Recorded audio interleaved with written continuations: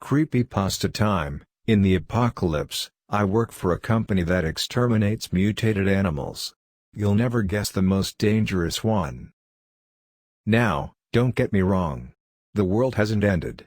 I just have access to another dimension where it already has. In that place, I have a well-paying, albeit dangerous job. I don't spend much time in there overall, maybe a few hours, under optimal conditions, or maybe a day at most.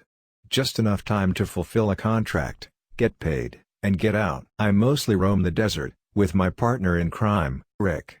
Rick's a bit cowardly, so I have to do most of the killing. Except during our last contract we discovered the animal that terrifies me the most isn't something you'd expect. We were exploring the sort of crescent of before the world ended farms and on horseback, and Rick casually mentioned he had an odd feeling about the place. "I know," I replied, with considerable snark.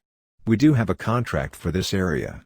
It'd make sense we'll encounter something dangerous." "No, I mean, I already know that," Rick replied, clearly wounded. He didn't react to my smart-ass comments well.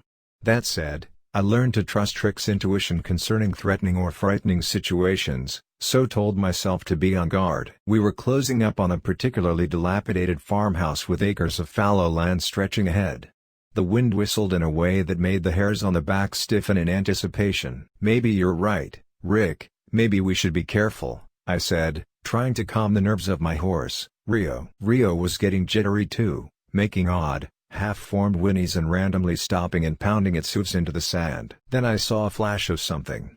It looked like it didn't have skin, and I remember seeing two glowing objects the size of pennies blaze past me. A few seconds later, Rick was tackled off his horse by something, and I heard him scream. I instinctively fired my weapon into the darkness. Nothing. Complete silence for up to a minute. Rick's horse, white with cloudy patches, just remained in place, turning its head this way and that. I readied my shotgun and prepared to fire again, but the thing was far too quick, snatching the horse into the darkness into an abyss of claws and exposed innards. I pulled the trigger, but it was too late. I tried to soothe Rio, who kept backing up, tossing its neck back and forth almost violently. Then I saw it. It looked like a cow without skin, sort of emaciated, for a cow anyway, and the two penny-sized eyeballs gleamed a supernatural white.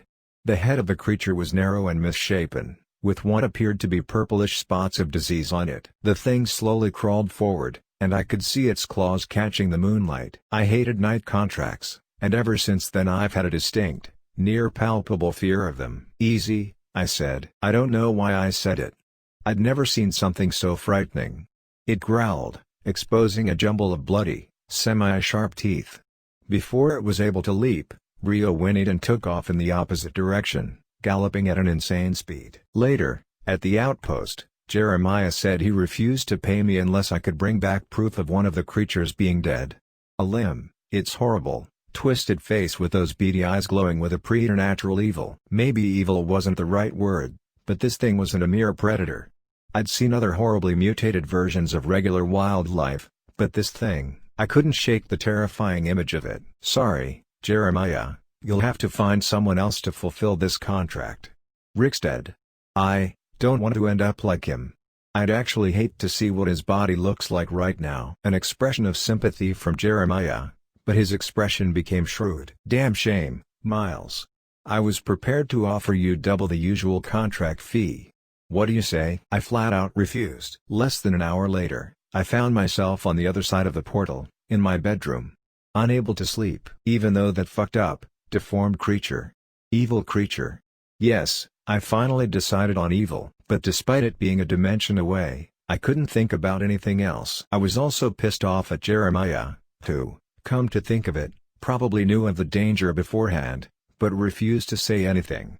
To him, the possible death of one of his most successful contract fulfillers was worth removing even one of those things from existence. Before I fell asleep, I thought I heard the wind howl in the same way it did right before the twisted cow demon attacked.